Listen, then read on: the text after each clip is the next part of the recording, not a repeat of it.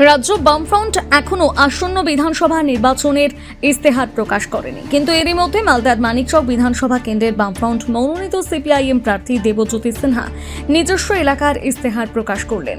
মঙ্গলবার দলীয় কার্যালয়ে এক সাংবাদিক বৈঠকের মাধ্যমে এই ইস্তেহার প্রকাশ করা হয়। সেখানে প্রার্থী জানান তিনি বিধায়ক নির্বাচিত হলে মানিকচক বিধানসভার মানুষের জন্য কি কি উন্নয়নমূলক কাজ করবেন তার বিস্তারিত পরিকল্পনা তুলে ধরা হয়েছে এই ইস্তেহারে। মানিকচক বিধানসভার অন্যতম প্রধান সমস্যা গঙ্গা ভাঙন, তাই ইস্তেহারের প্রথমে এই সমস্যার স্থায়ী সমাধানের উপর জোর দেওয়া হয়েছে। পাশাপাশি ভাঙন প্রবণ এলাকার রাস্তা উন্নয়ন, ক্ষতিগ্রস্তদের পুনর্বাসন, কৃষকদের স্বার্থ রক্ষা, মৎস্যজীবীদের জন্য বিশেষ উদ্যোগ, মহিলাদের স্বনির্ভরতার লক্ষ্যে বিভিন্ন কর্মসূচি এবং পরিযায়ী শ্রমিকদের সমস্যার সমাধানে একাধিক পরিকল্পনার কথা উল্লেখ করা হয়েছে। এই বিষয়ে প্রার্থী দেবজ্যোতি সিনহা বলেন, আপনাদেরকে বামফ্রন্টের পক্ষ থেকে সাংবাদিক বন্ধুদের আমরা স্বাগত জানাচ্ছি। ৪৯ মানিকচক বিধানসভা কেন্দ্রে আমাকে মনোনীত করেছে প্রার্থী হিসেবে। আগামী ২ তারিখ আমি নমিনেশন পত্র দাখিল করব। রাজ্য বামফ্রন্ট তারা একটা ইস্তেহার প্রকাশ করবেন।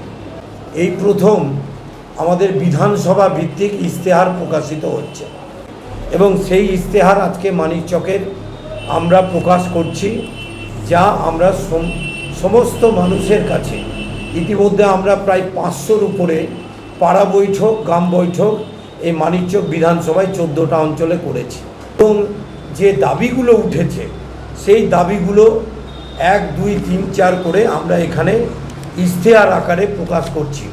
আগামী দিনে আমাদের এখানে বিধায়ক নির্বাচিত হলে কোন বিষয়গুলোতে নজর দিবেন, কোন বিষয়গুলো বিধানসভায় তুলবেন, সেই বিষয়গুলো এখানে উল্লেখিত আছে।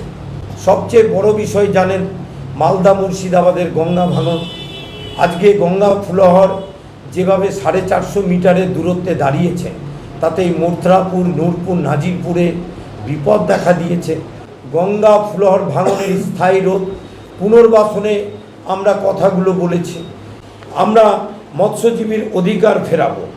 আমরা মালদা মানিকচক চাঁচল স্টেট হাইওয়ে সম্প্রসারণ অবশ্যই পুনর্বাসনের ব্যবস্থা করে আমরা মানিকচকে ব্লাড ব্যাংক, বৈদ্যুতিক চুল্লি, রাজমহল, মানিকচক ঘাটে আমাদের যে ওখানে গঙ্গা নদীর উপরে ব্রিজ তৈরি করা, সমস্ত জায়গায় আর্সেনিক মুক্ত জল, পিএইচইর জল পৌঁছানো, মানিকচকে ITI কলেজ, ভূতনিতে সায়েন্স দমকল তৈরি করা, এনায়েতপুর মথুরাপুরে আধুনিক বাসস্ট্যান্ড তৈরি করা। বিধায়কের বাড়ি যেমন মানুষ যাবেন, ঠিক তেমনি মাসে প্রতিটা এলাকাতে একদিন বিধায়ক টেবিল চেয়ার নিয়ে জনতার দরবার করবেন। মালদা থেকে পরিতোষ সরকারের প্রতিবেদন, নিউজ টুডে।